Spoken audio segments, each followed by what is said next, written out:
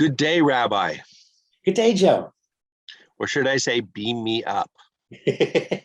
So I see that we are in an enterprising state of mind. This is especially interesting to me because as someone who grew up on Star Trek, and now William Shatner is getting a chance to go up into space. He's looking forward to going into space, but he's terrified of the experience. And who doesn't want to see Captain Kirk go into space? Is it important to conquer our fears when it's basically for everybody else's sake and not our own, or do you think there are other factors?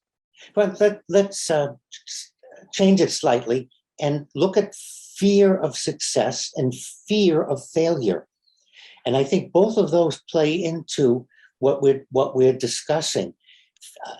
It's perfectly reasonable to be afraid, to have fear. The question becomes, does the fear incapacitate you? And often people don't realize we are just as afraid of success as we are of failure. A lot of times we are afraid and we attribute it to, well, I'm afraid I'll fail. I'm afraid I'll let people down. I'm afraid of all these other factors. And we don't realize that at play is we're also afraid of succeeding. You know, if you do too good a job, people then expect more of you. If you do too good a job, you become a target. If you do too good a job, then maybe you'll be asked to do something you can't do. And so we become inactive. We would get our feet caught in molasses. We can't move because we get stuck. We get stuck because we stop and go, I'm afraid, because going into space is not a TV studio and we can't do other takes and we don't edit the film. And it's an experience that the human body isn't really used to. And individuals train for very long periods of time. And what's been demonstrated is that the technology now is advanced so far that we're not as concerned with the physical well-being, with practice and stamina as with the early space flights.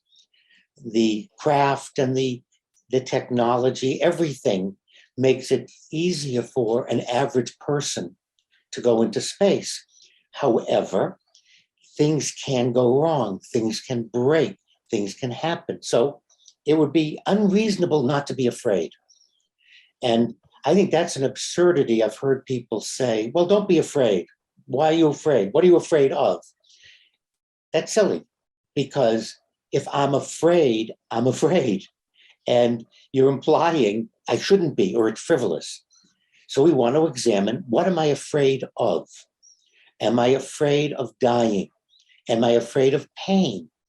Am I afraid of getting hurt? Am I afraid of letting people down? Am I afraid of Romulans? I'm afraid of Romulans that really are out there just waiting once Captain Kirk gets up there. They're on the other side of the moon, and they're just going to come around and shoot down the shuttle. And I think you experience that every time you draw a cartoon. You have a anxiety, a fear. It won't be liked. It'll be ridiculed. Or, gee, if this is really good, this is the best I can do. People will expect either more of the same or something better. I don't know if I can deliver. And you have to overcome. How do you overcome that fear, Joe? Well, it is an anxiety, and you're exactly right. I feel both those things every time I put something out there. Not so much the general public, because who cares about them, but my peers who see these things and judge me that way. There's still a couple of people who are really good and whose opinion I value. And maybe that's it. Maybe it's the people whose opinions we value or trust or carry weight with us that cause us that fear. So is that part of it? Is it like his family, his friends are why William Shatner might be scared to go in space? Or Yeah, and I think, because all the TV shows and how we viewed him and how we thought realistic it was, and how am I going to respond? Will I be Captain Kirk? Or will I end up embarrassing myself and my friends? And I think you hit on something else here, Joe, and that's who I make into the authority, who I allow to be my critic. And I think that's very, very important for us as individuals. If I'm going to give weight to somebody or anybody that doesn't have the credentials, then I'm really dooming myself.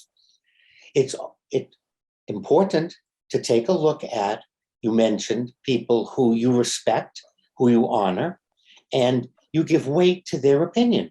And that's perfectly reasonable. And you realize, knowing them, that they're not going to abuse you. They're not going to do anything for their own self-aggrandizement. However, too often we give credit to family and friends, even strangers, that, well, they didn't like me, or they didn't like my last sermon, or they didn't like my last podcast or my last YouTube. Oh, and I'm upset. Why am I allowing them to have the power over me? Who are they? I can just say, yeah, that average person didn't like what I did or wasn't happy with what I did. They're entitled. It's okay.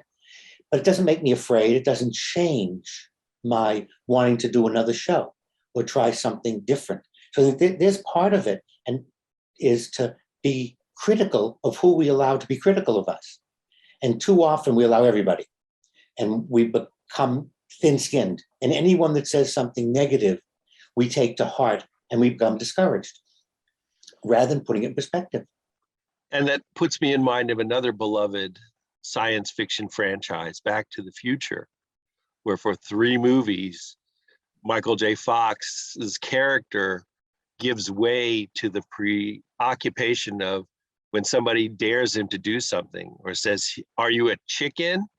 You're really pointing out what I'm saying, that we're the cause many times of our own pain. We're the cause of our own fear.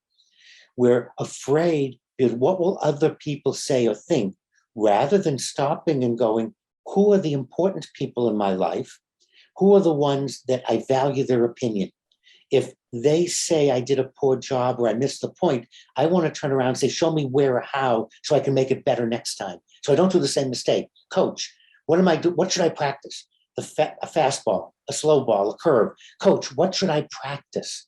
And I've always been impressed by the fans in the stands who would need high-powered binoculars to see the play, that they know better than the umpire on the field that's exactly 5 centimeters from the play, and they make the call. And these fans and they don't have high-powered binoculars, really believe that they saw the play as whatever they saw it as. I'm always intrigued by that kind of mentality that makes someone think that they can know better and do better without any information, without being on the field.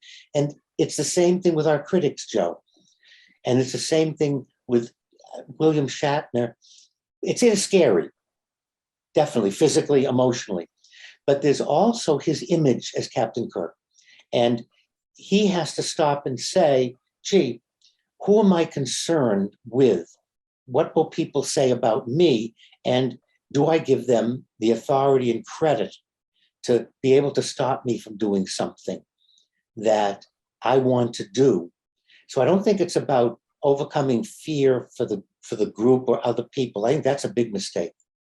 I think it has to be personal. If I'm going to do it, I'm going to do it. If I'm afraid and I weigh the pros and cons, benefits and burdens, I'm not going to do it. Well, Captain, I'm not sure my engines can take much more of this, but I know what I can always take more of, and that's your advice, Rabbi. I think this was an excellent interview, and you made so many great points. Thank you so much, as always. You're very, very welcome. And I look forward to going with you where no human being has gone before.